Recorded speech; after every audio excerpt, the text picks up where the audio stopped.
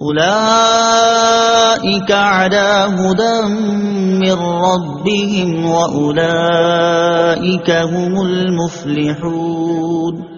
ترجمہ: یہی لوگ اپنے رب کی طرف سے ہدایت پر ہیں اور یہی لوگ کامیابی حاصل کرنے والے ہیں۔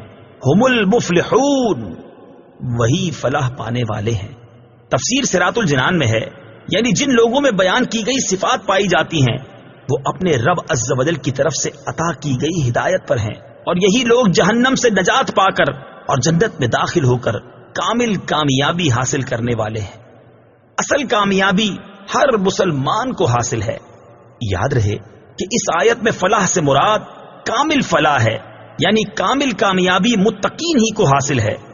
ہاں، اصل فلاح ہر مسلمان کو حاصل ہے، اگرچہ وہ کتنا ہی گناہگار کیوں نہ ہو، کیونکہ ایمان بذات خود بہت بڑی کامیابی ہے، جس کی برکت سے بہرحال جنت کا داخلہ ضرور ہوگا، اگرچہ عذاب نار کے بعد ہو۔